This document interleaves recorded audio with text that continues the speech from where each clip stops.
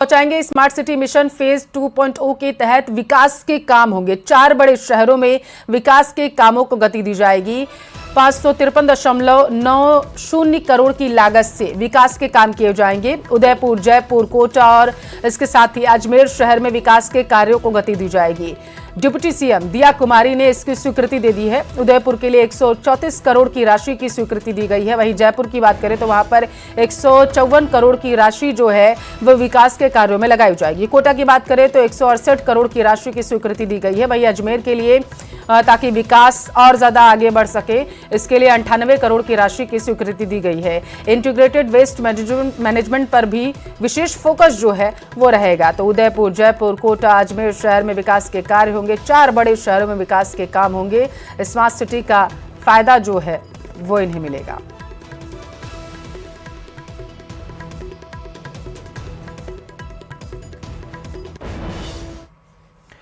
Hanumangarh junction के housing board में बीती रात चोरों ने 2 मकानों पर धावा बोल दिया और लाखों रुपए के जेवरात और घरेलू सामान चोरी कर लिया। घटना के समय एक परिवार बाहर गया हुआ था और चोरों ने सोने मकान में चोरी की वारदात की। वहीं दूसरी घटना में चोरों ने ताला तोड़कर लाखों रुपए के सोने के जेवरात पार कर दिए। घटना की सूचना पर जंक्शन पुलिस मौके पर पहुंची और जांच शुरू कर दी गई है। वहीं पीड़ित परिवारों का कहना है कि पुलिस गश्त के बावजूद लगातार चोरियां बढ़ गई हैं, जिससे नागरिकों में भय का माहौल है।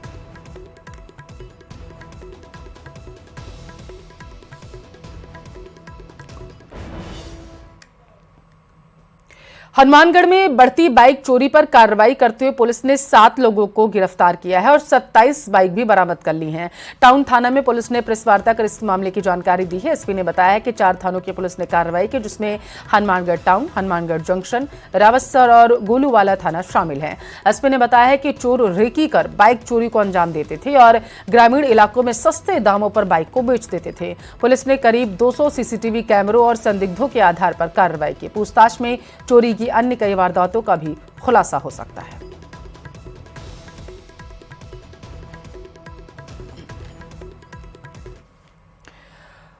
चुनावी साल में वित्त मंत्री निर्मला सीतारमण ने मोदी सरकार का अंतरिम बजट पेश कर दिया है, जिसमें महिलाओं को केंद्रित करते हुए कई बड़े ऐलान किए गए।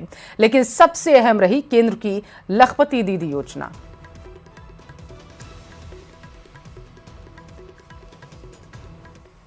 9 crore women are transforming rural socio-economic landscape. अंतरिम बजट में महिलाओं को बड़ी सौगात, आधी आबादी पर किया गया फोकस, महिलाओं के सशक्तिकरण पर जोर। 1 crore women to become Lakpati Didi already.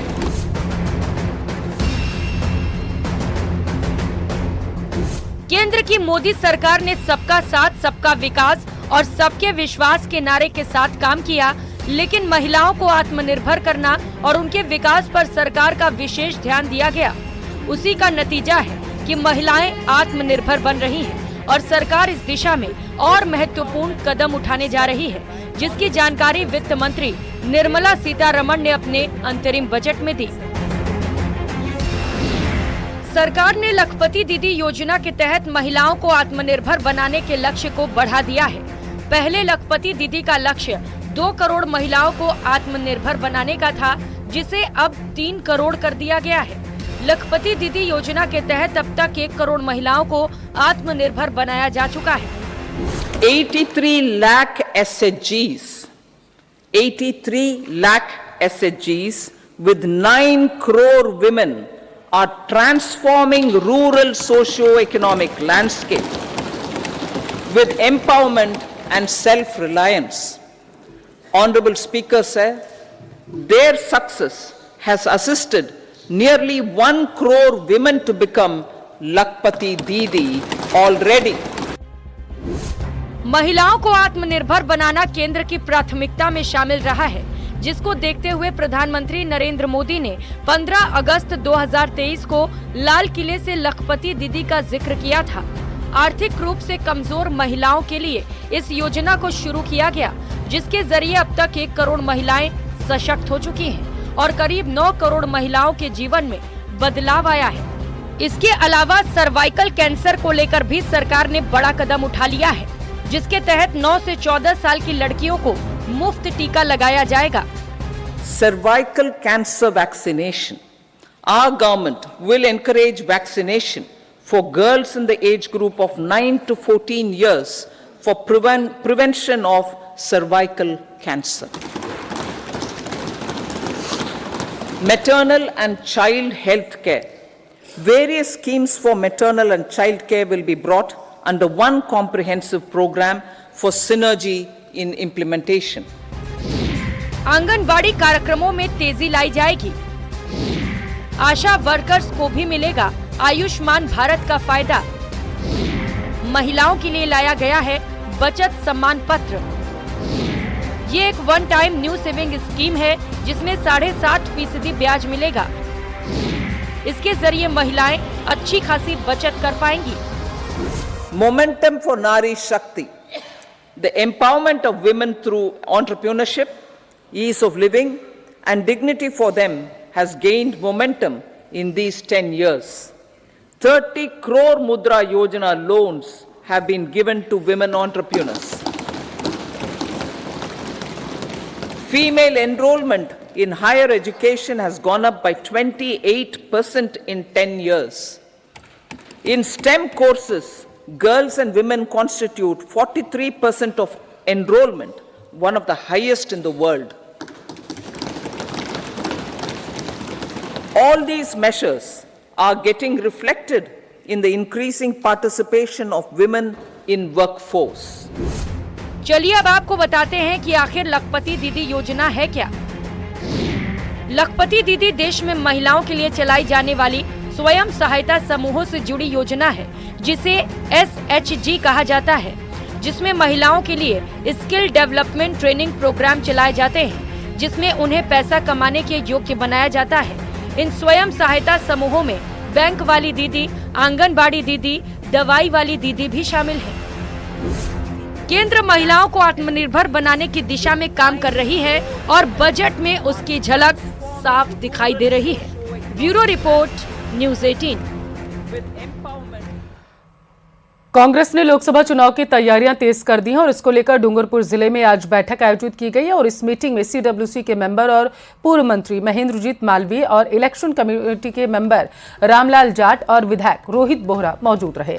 बैठक में पुराने विवाद को भूलकर एकजुटता का संदेश दिया गया। वहीं इस मौके पर डूंगरपुर से कांग्रेस विधायक गणेश घोघरा ने उनके खिलाफ प्रचार पर अपना आक्रोश जाहिर किया। उन्होंने कहा है कि पार्टी के खिलाफ काम करने वाले लोगों को कभी माफ नहीं किया जा सकता। मैं निर्दलीय की तरह चुनाव लड़ा और पार्टी के नेता दूसरे के साथ प्रचार कर रहे थे। ऐसे लोग ही आज कांग्रेस पार्टी की जाजम पर आकर बैठे हुए हैं क्योंकि पार्टी के खिलाफ काम कर रहे थे। उनको पार्टी से बाहर निकालना पड़ेगा। साथ ही उन्होंने कहा है कि पार्टी के खिलाफ काम करने वाले क्षेत्र में जाएंगे तो जनता जूते चप्पल से नवाजेगी।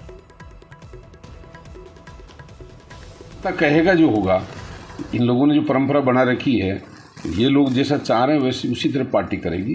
कार्यकर्ताओं के अलग हटके पार्टी कोई ऐसा काम नहीं करेगी, लेकिन सबको साथ लेकर चलने का काम कांग्रेस पार्टी ने किया है। शानदार हमारी योजना अशोक गहलोत जी के समय रही है, शानदार हमारे काम है। भारतीय जनता पार्टी ने जो पर्ची की सरकार बनी है तो आपने देखा होगा परफॉर्मेंस, हमारे विधायक जी भी आपको बताएंगे कि विधानसभा में किस तरह इन योजनाओं को नहीं तो बंद कर रहे हैं, नहीं चालू कर रहे हैं, उसमें पैसा देना बंद कर दिया। आम आदमी तकलीफ में है।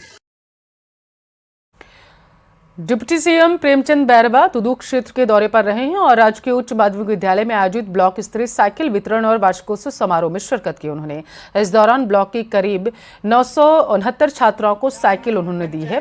समारोह में डिप्टी सीएम बैरवा ने राज्य सरकार की कल्याणकारी योजनाओं की जानकारी देते हुए कहा है कि शिक्षा के स्तर को सुधारने के लिए सरकार काम कर रही है। उन्होंने जाति धर्म से ऊपर उठकर शिक्षा ग्रहण कर देश के विकास में योगदान देने की बात कही। इससे पहले डिप्टी सीएम एक निजी अस्पताल के उद्घाटन कार्यक्रम में भी शामिल हुए।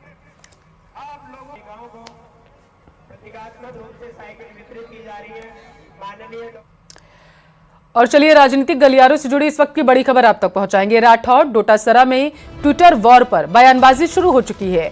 बीजेपी विधायक का डोटासरा पर हमला देखने को मिला। विधायक रमेश खींची का डोटासरा पर हमला हुआ है। डोटासरा को गलती की सजा उन्होंने कहा है कि भुगतनी पड़ेगी। दुर्भाग्य है कि राठौर इस बार सदन में नहीं है, नहीं तो वो जल्द धांधलियों से पर्दा उठा देते। राठौर सच जरूर सामने लाएंगे। सादुल शहर से बीजेपी विधायक गुरबीर बराड़ ने भी हमला बोला। उन्होंने कहा है कि कांग्रेस राज में नेताओं ने पदों का दुरुपयोग किया। बड़े नेता सामान्य परिवारों के बच्चों की नौकरियां खा गए। कांग्रेस को उसके गुनाहों की सजा जनता दे चुकी है। अलवर जिले में लोकसभा चुनाव का फीडबैक लेने के लिए पूर्व कैबिनेट मंत्री ममता भूपेश आज अलवर पहुंची, जहां उन्होंने लोकसभा चुनाव को लेकर कांग्रेस पदाधिकारियों की बैठक ली। मीटिंग के बाद उन्होंने कहा है कि कांग्रेस लोकसभा चुनाव के लिए पूरी तरीके से तैयार है। साथ ही उन्होंने कहा है कि लोकप्रिय और मेहनती व्यक्ति को ही टिकट दिया जाएगा। बीजेपी पर निशाना साधते हुए उन्होंने कहा कि बीजेपी राम के नाम पर राजनीति कर रही।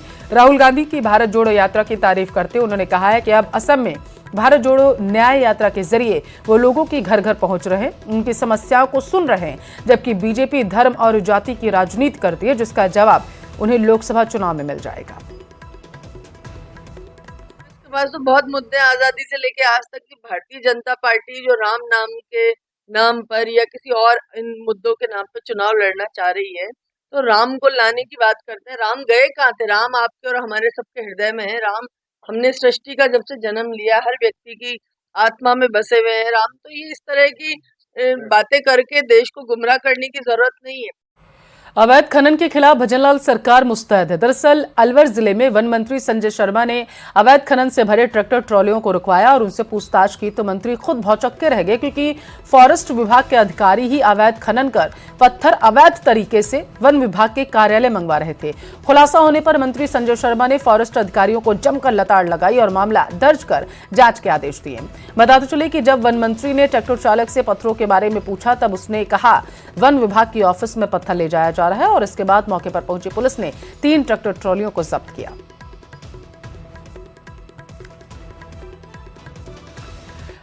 विधायक महंत प्रतापपुरी महाराज के निर्देश के बाद इन दिनों जलदाय विभाग जल माफिया के खिलाफ काफी सख्त है। जलदाय विभाग परियोजना खंड नाचुना के सहायक अभियंता अशोक मीणा के नेतृत्व में लगातार जल माफिया के खिलाफ कार्रवाई की जा रही। नाचुना से बिलिया मुख्य लाइन और पर एयर वॉल्व से अवैध कनेक्शन हटाए जा रहे हैं। अवैध कनेक्शन करने पर कानूनी कार्रवाई की जाएगी।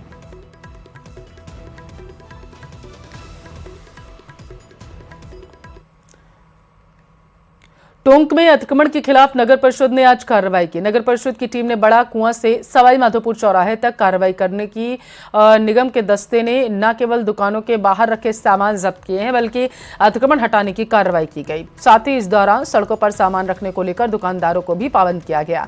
वहीं निगम की कार्रवाई के दौरान यातायात व्यवस्था को लेकर यातायात प्रभारी भैरू लाल की टीम मौजूद रही।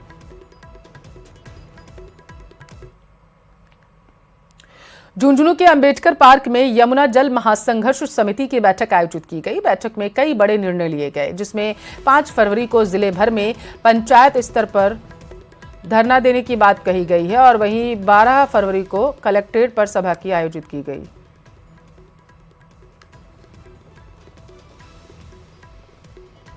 तो डिडवाना शहर की पंचायत समिति पर गंभीर सवाल उठ रहे हैं। पंचायत समिति के अधिकारी भी अपने कार्यालय में समय पर नहीं आते या आते ही नहीं है। बार बार ऐसे मामले सामने आते हैं जहां विभिन्न विभागों के अंदर अधिकारी अपने कार्यालय में आते हैं और अपने कार्यालय खोलकर इधर उधर चले जाते हैं और पूरे दिन आधे से ज्यादा दिन नदारद रहते हैं। ऐसे में सवाल उठ रहा है कि डिडवाना पंचायत समिति अब भगवान भरोसे है।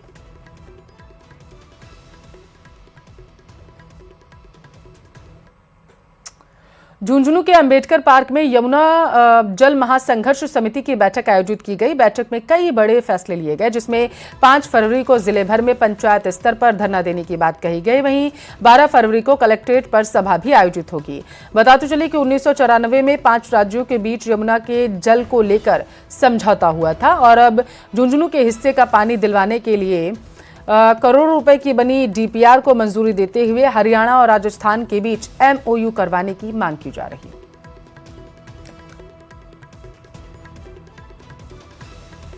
ये यमुना जल संघर्ष महासमिति की मीटिंग है, जिसमें 12 तारीख को जिला कलेक्ट्रेट पर विशाल प्रदर्शन करने का जो कार्यक्रम बनाया है, उसकी तैयारी के लिए अलग अलग टीमों का गठन करने के लिए ये आज मीटिंग रखी गई है, जिसमें पहला काम तो अलग अलग टीमें जो गाँव में जाएंगी उनका गठन किया गया है। दूसरा गठन ये किया गया है कि इसके लिए जन समर्थन जुटाने के लिए सांसद, विधायक और व्यापार मंडलों के साथ श्री यशवर्धन सिंह के नेतृत्व में एक कमेटी बनाई गई है।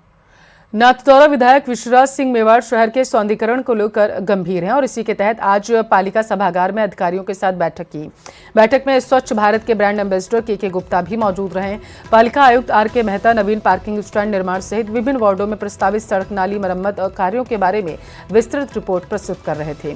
विधायक मेवाड़ नाथद्वारा नगर पालिका अधिकारियों के कामकाज से बैठक में काफी हद तक संतुष्ट दिखाई दिए। नगर पालिका के प्रतिपक्ष नेता प्रदीप काबरा भी बैठक में मौजूद रहे, लेकिन पालिका परिषद में मौजूद होने के बावजूद भी अध्यक्ष इस बैठक में नहीं पहुंचे।